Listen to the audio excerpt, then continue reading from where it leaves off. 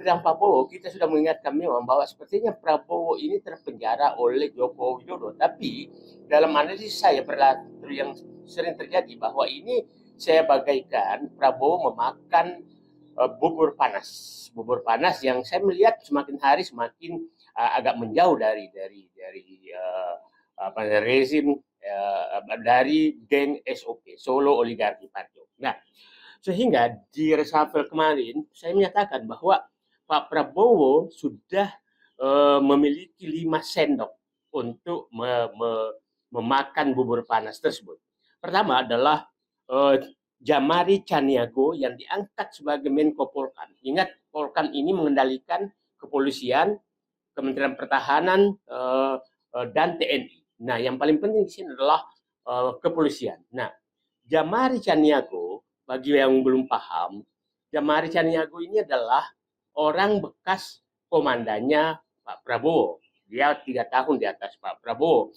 Nah, Jamari Caniago kita sangat kenal saat itu pada saat Pak Prabowo diganti oleh Pak Habibie sebagai Pangkostrat, diganti oleh Joni Lumintang. Joni Lumintang hanya 17 jam. Setelah itu Jamari Caniago menjadi Pangkostrat. Itu mengganti Pak Prabowo. Joni Lumintang hanya 17 jam. Nah, sendok kedua adalah Syafri Samsudin. Syafri Samsudin, jenderal purnawirawan yang baru juga dinaikkan pangkatnya, adalah Menteri Pertahanan. Ini teman dekat Pak Prabowo, soulmate-nya betul, seangkatan dia, karena Pak Prabowo itu dulu sebenarnya angkatan 73, seangkatan dengan SBY, tapi tinggal kelas tanda kutip, bukan karena bodoh, saya tahu sejarahnya kenapa tinggal kelas, nah sehingga menjadi seangkatan dengan Syafri Samsudin. Nah, tapi Syafri Samsudin saya tahu 2 tahun lebih muda daripada Pak Prabowo. Nah, Syafri Samsudin sebagai Menteri Pertahanan memang teman baik Pak Prabowo dalam segala hal. Nah, Pak Syafri Samsudin sebagai Menhan sebenarnya ada jabatan yang sangat strategis yang melekat secara ex officio di Menteri Pertahanan, yaitu Ketua Dewan Pertahanan Nasional, Ketua Harian Dewan Pertahanan Nasional. Nah, ketuanya adalah Presiden. Nah, Dewan Pertahanan Nasional ini diberikan tugas oleh Presiden sekarang untuk mengkoordinasikan pengambil alihan aset-aset negara yang ilegal yang diambil oleh oligarki. Sendok ketiga adalah Ahmad Doviri. Ahmad Doviri kita kenal bahwa ini saya banyak bertanya kepada senior-senior Polri bahwa ini salah satu personel Polri yang sebenarnya berada di garis lurus. Dia 2 tahun di atas Sigit Kapolri, jabatan terakhir Wakapolri dan pensiun, dan orang inilah yang memecat Sambo pada saat terlibat penembakan sopirnya, dan kita tahu penyimpangan terjadi. Dialah yang melakukan pemecatan Ahmad Doviri ini. Nah, kita tahu bahwa pengangkatan Ahmad Doviri ini menarik karena sebelum diangkat menjadi staf, namanya staf khusus Presiden bidang ketertiban dan urusan ketertiban dan keamanan serta reformasi kepolisian Republik Indonesia. Dan sebelum diangkat, diangkat sebagai staf khusus, maka bukan staf khusus, penasihat khusus Presiden. Nah, sebelum diangkat menjadi penasihat khusus Presiden, beliau dinaikkan pangkatnya menjadi bintang 4. Ini artinya memang ditugaskan untuk melakukan reformasi kepolisian. Saya bertanya kepada banyak pihak dan menganggap bahwa Ahmad Doviri ini memang hanya tertutupi kemampuannya selama dia dibawa Sigit. Nah, kita berharap bahwa Ahmad Doviri ini mungkin segera membentuk komite reformasi kepolisian yang Presiden segera membentuk, tentunya Ahmad Doviri yang mengendalikan. Dan jadi sepertinya Pak Presiden sekarang ingin Ahmad Doviri ini melakukan pembenahan di kepolisian Republik Indonesia, termasuk bagaimana menjaga ketertiban masyarakat. Ini sendok ketiga.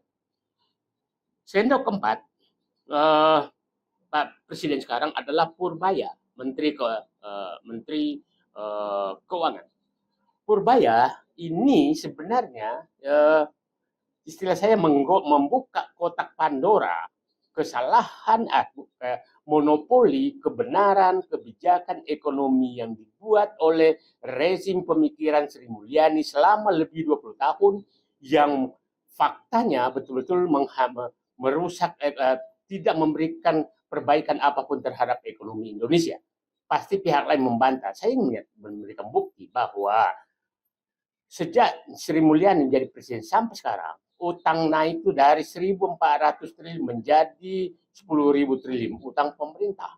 Bunga utang naik dari sekitar 1,5% menjadi 7%. Ekonomi Indonesia itu jauh lebih tertinggal dari seluruh negara-negara ASEAN yang sekarang menjadi hanya mungkin mendekati setara dengan Timur Leste.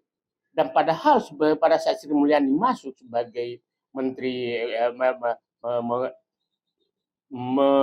mengendalikan pemikiran pembangunan ekonomi Indonesia itu di atas dengan negara-negara ASEAN. Itu sendok keempat. Sendok kelima adalah Rosan Roslani. Rosan Roslani ini CEO Danantara, Menteri Investasi sekarang.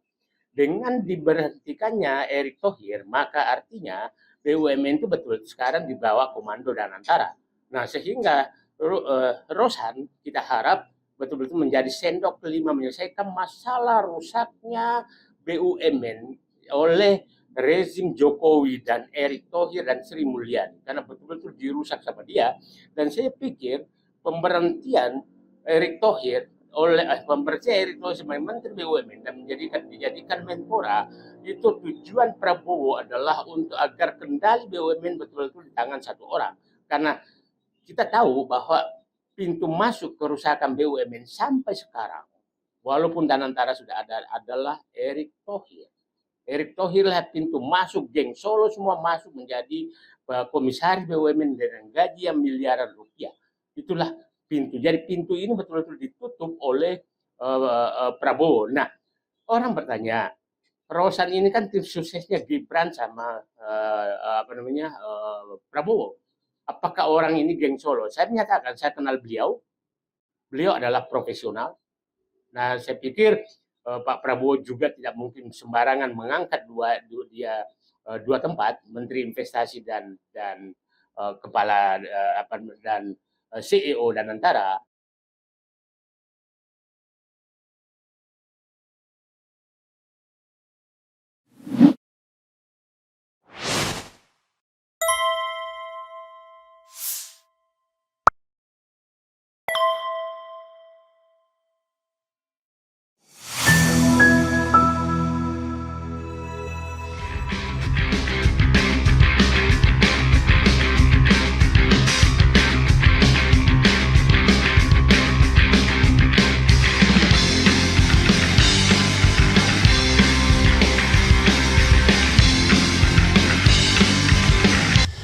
Assalamualaikum warahmatullahi wabarakatuh, sobat RH sekalian. Jumpa lagi kita di channel yang keren ini. Keren, cadas. Ya, sobat RH sekalian, ini berita yang ngeri-ngeri sedap ya. Mengatakan bahwa 5 orang yang bisa membebaskan Prabowo dari cengkraman SOP. SOP itu Solo Oligarki dan Parcok ya, atau geng SOP. Oke, sobat RH sekalian, coba kita bacakan ya. Menarik ini, coba kita bacakan apa yang mau disampaikan oleh Mr. Said Didu ya.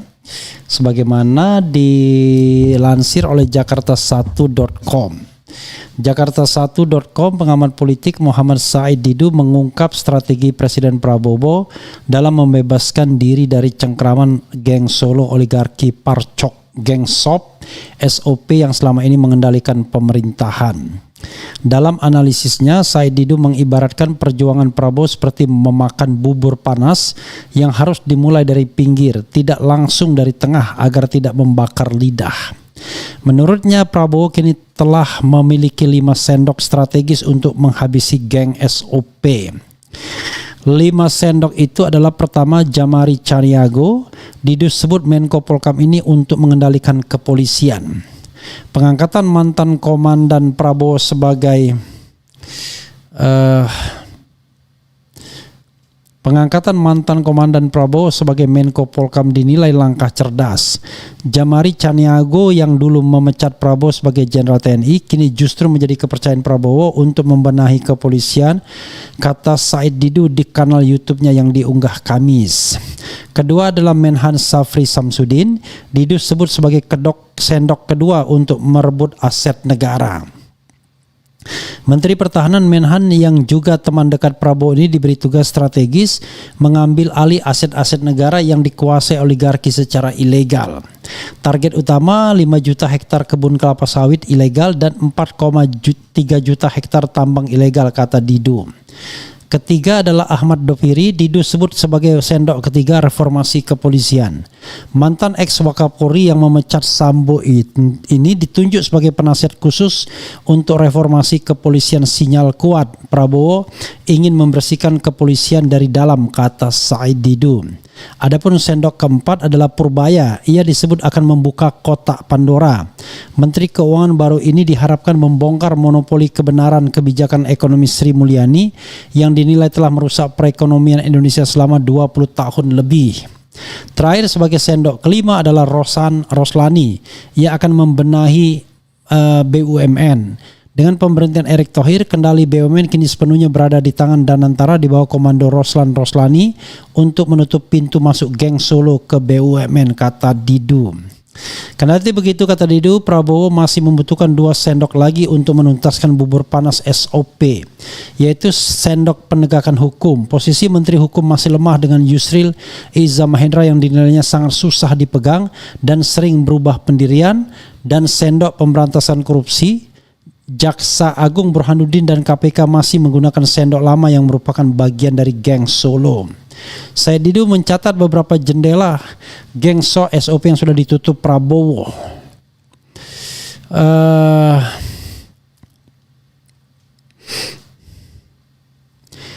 Said Didu mencatat beberapa jendela geng SOP yang sudah ditutup Prabowo dengan diberhentikannya Budi Aristiadi, Kepala PCO Hasan Nasbi, dan Erick Thohir dari BUMN. Setelah semua ini selesai dalam 1 tahun, Prabowo harus berani merampingkan kabinet yang terlalu gemuk dari 48 menjadi 30-32 menteri, tegas Said Didu.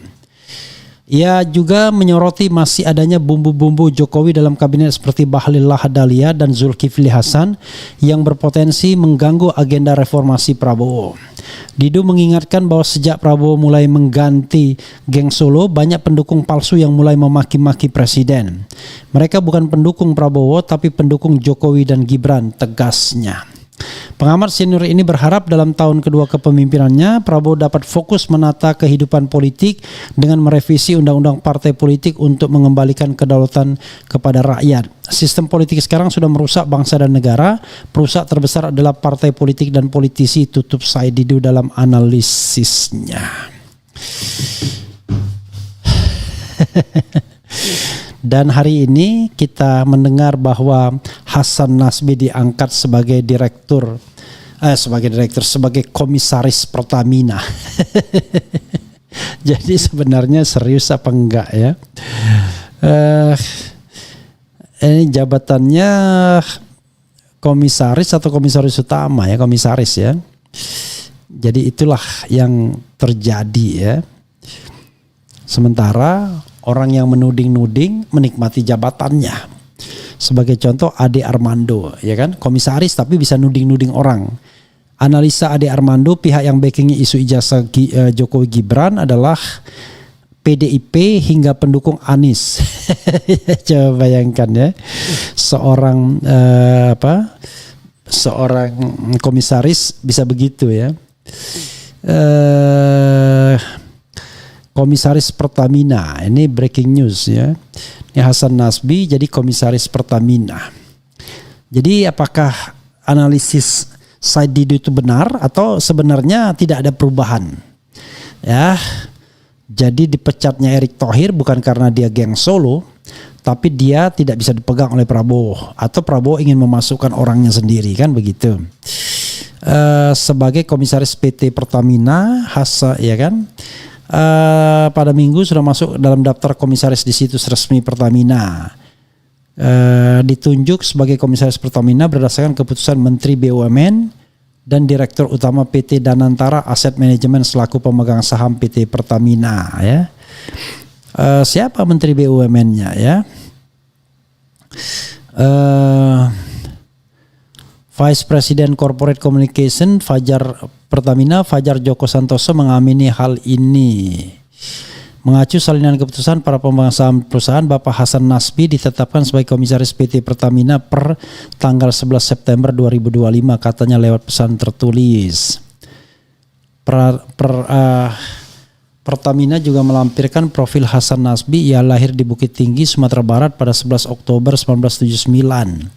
Hasan Nasbi lulusan Fakultas Ilmu Sosial dan Ilmu Politik Universitas Indonesia, pernah menjabat sebagai Kepala Kantor Komunikasi Kepresiden Republik Indonesia.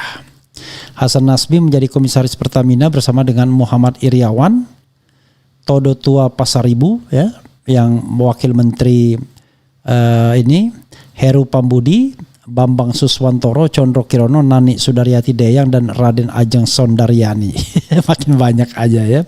Jadi ada 1, 2, 3, 4, 5, 6, 7, dan 8 komisaris Pertamina, ya.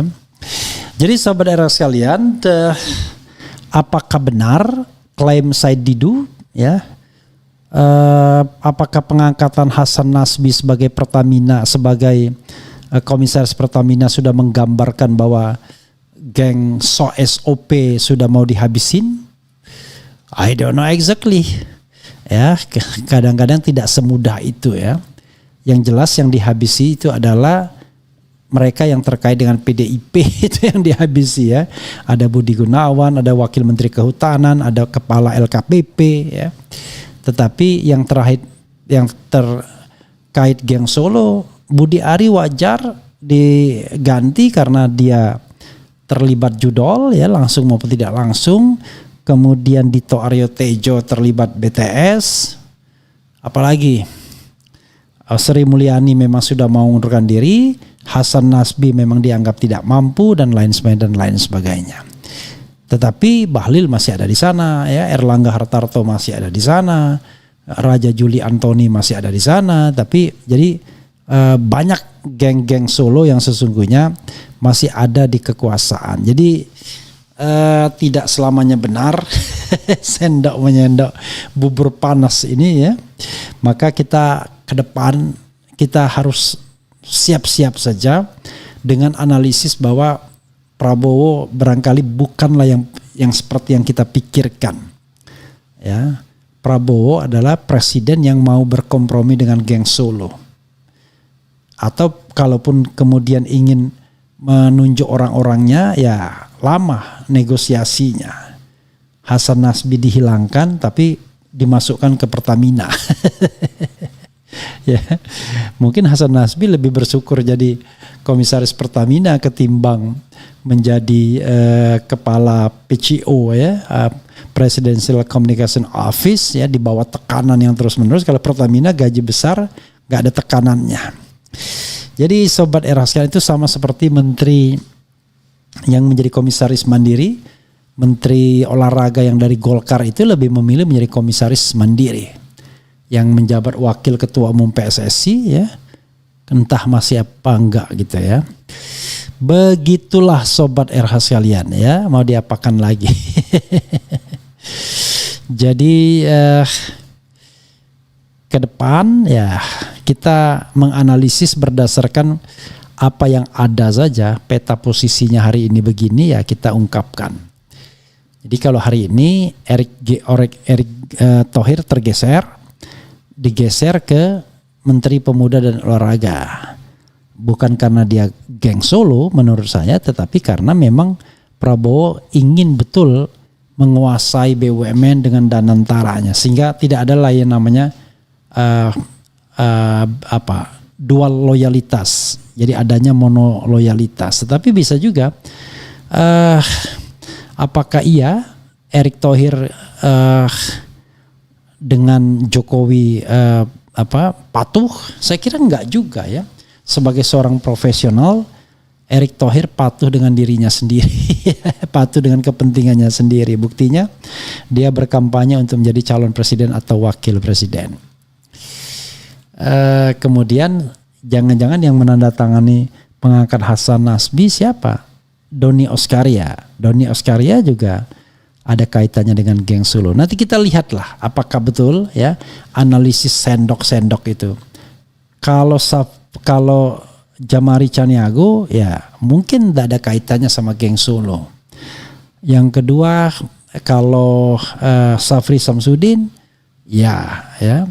Kemudian kalau siapa lagi tadi Purbaya, Isid belum tentu juga Purbaya. Saya belum tahu track recordnya, tapi yang jelas dia orangnya Luhut Panjaitan dalam banyak kesempatan. Kemudian yang keempat, apakah kemudian kita tidak tahu akan lebih baik dengan Menteri Keuangan Purbaya ini atau tidak, karena saya to some extent masih mempercayai Sri Mulyani walaupun orang menjadi involutif kalau lama dalam kedudukan yang sama ya. Kemudian apakah Ahmad Doviri memang bisa diharapkan untuk menjadi ujung tombak reformasi kepolisian? Jangan lupa Ahmad Doviri orang yang bisa diterima konon katanya, tetapi kan diterima itu kadang-kadang sering karena dia kompromi. Kita tidak tahu kan. Kemudian apakah yang kelima tadi siapa? Apakah dia juga orangnya ya? Yaitu apa? Purbaya. Kemudian kelima adalah Rosan Roslani. Kalau Rosan Roslani kita tidak tahu karena Rosan Roslani ternyata tidak ditunjuk sebagai caretaker atau PLT Menteri BUMN, yang ditunjuk oleh Doni Oskaria. Karena Doni Oskaria wakil menteri. Mungkin akan digabungkan dengan Rosan Roslani. Nah, kita lihat dengan 5 ujung tombak ini atau 5 sendok ini, Jamari Caniago, Menhan Safri Samsudin, kemudian Ahmad Doviri, Purbaya, dan kemudian apalagi siapa yang terakhir tadi, Rosan Roslani. Kemudian dicari sosok di bidang hukum dan di bidang pemberantasan korupsi ya, karena Yusril dianggap lembek, KPK juga tidak seperti yang diharapkan, Kejaksaan Agung punya agenda sendiri. Kita tunggu 2 sendok lainnya. Nah, apakah dengan 7 sendok itu istilah Said Didu, kita bisa berharap kepada Prabowo Subianto? Barangkali sudah saatnya kita tidak lagi mengidentifikasi orang berdasarkan apakah dia geng Solo atau tidak, tetapi kita mengidentifikasi orang berdasarkan kinerjanya, berdasarkan integritasnya, berdasarkan ya 2 saja, kinerja dan integritas. Kinerjanya baik dan tidak korup. Barangkali di masa lalunya dia orang yang korup, tapi dia berkinerja baik dan tidak korup. Masalahnya kan sudah kinerja. Jadi prioritasnya kinerja baik tidak korup, dan jangan sampai kemudian terakhir kinerja sudah tidak baik, korup pula. Kalau korup kinerja baik ya masih ada 1 poin, atau sebaliknya kinerja buruk tapi tidak korup, itu buruk juga sesungguhnya ya.